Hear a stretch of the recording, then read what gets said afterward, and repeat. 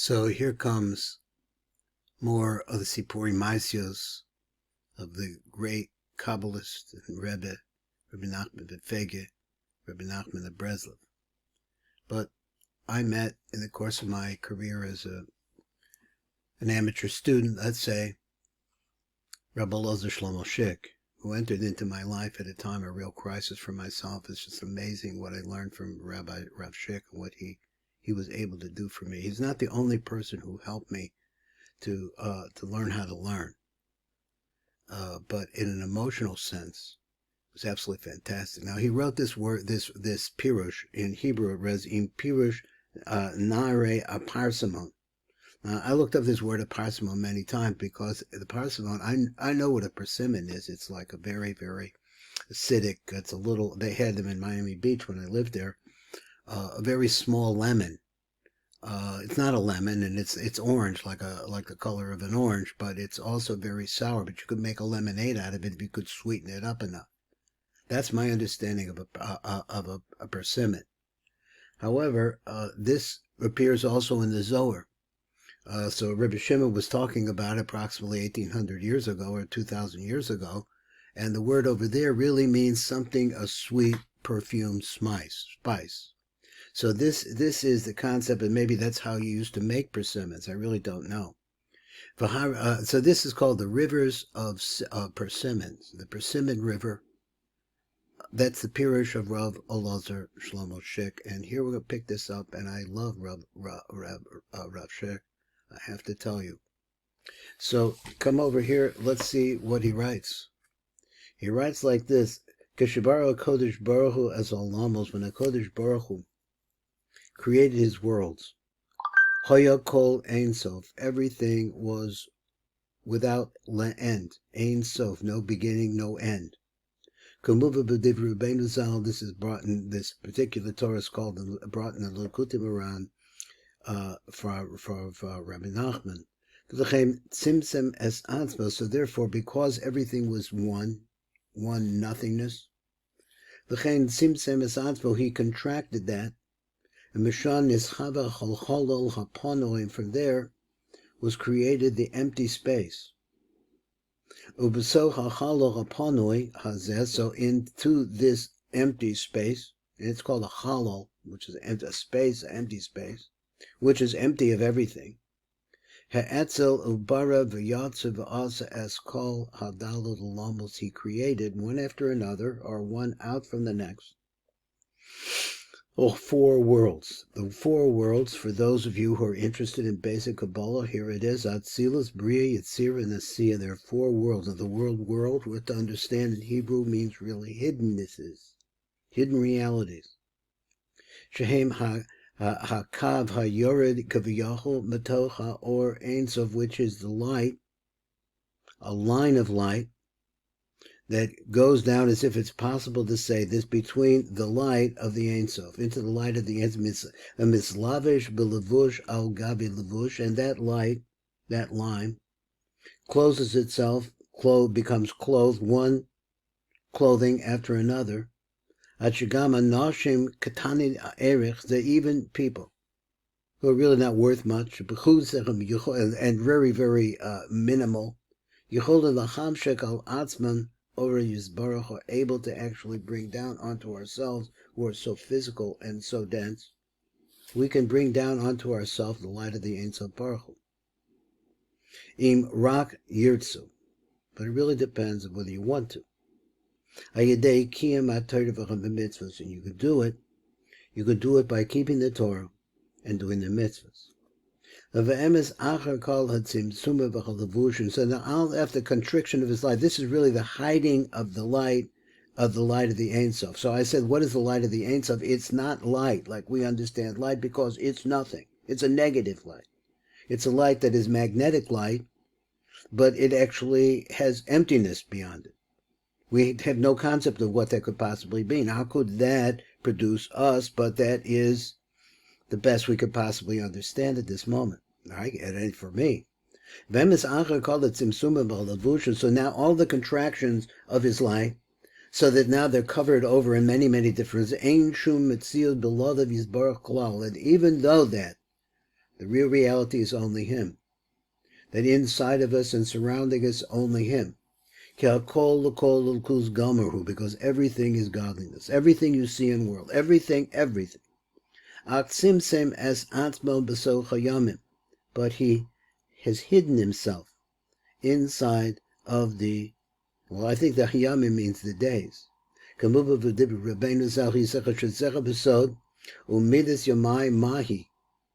measure of my day, what is it anyway? Because look, let me tell you something, he says. These days that you go through, you get up in the morning, you go to bed at night, you sleep and you get up in the morning, you go to bed at night, you sleep, you get up in the morning, it's over and over again. These are all the contractions. These are the levels of hiddennesses. But it's also the concept of measurement of the light. The light gets funneled into certain patterns. And also the spheros that contain that light. So all of the channels that potentially can bring the light of God to us, all of them are really parts of a system of hiddennesses, where He is beyond that and inside of it. So he says, Klal, ki hakol, or Ein Sof, because the real truth is everything is the life of the Ein Sof, which is not a physical light. It's a light of nothing. Ella hilbish as atzbach b'yama, but Hashem hides Himself in the days, the daytimes. So therefore He's always constantly making Himself present with Malchus, Shiha Shchina, Bas Melech. That's the princess that we're talking about over here. Nishbas Yisroel, which is the soul of the Jewish people. Shebishvilo, because of her, we seek her because she is our connection. Shebishvilo, Haisa Kol Habriya Be'eziyom. And now get his words again. He says that before her, all of creation took place. Be'eziyom, on a certain day. Ki kol yom hu keneged sfira tzimtzum acher, because every day really corresponds to a different level of hiddenness, tzimtzum, which means contraction of His light. A different one. And He became angry with her. Because this is the concept of tzimtzum. Now, it's like this. When dinim are in the world and there's punishment around, even though that ultimately we see that the din of a woman, for example, is the din of Gevurah, which is din. But she creates with that din. The world is created with Elokim. So that din that we're saying there creates children. But it comes through a tzimtzum. The whole thing is painful. So therefore we see that pain, din, is a part of creation itself. So he says, Shezeh so the tzimtzum, Shemisham nischava hachalo, because then that's where you make the empty space hapanu. Shezeh baka v'yochel v'nizraka mepiv shehalo tov yikach osoch. And this is what the king, and we said, who's the king? The king is a Kodesh Baruch Hu. Who's the princess? It's the Shekhinah. He's the king said to her, and lo tov yikach osoch, who take you. Hainu mihis havos hachalo haponui, in the making of an empty space, creation, where creation could take place. Misham yotza chasamach mem, the force of the other side. Now in Hebrew you have a lot of different words for in English, which is the word Satan. Satan is a Hebrew word, it's mispronounced, and the word is pronounced Satan. Satan means the adversary. You want to do good, but there's something making you do bad. It's inside of us. That's the way we're built. He said, because Misham Yotzar Samach Mem v'nukva delay.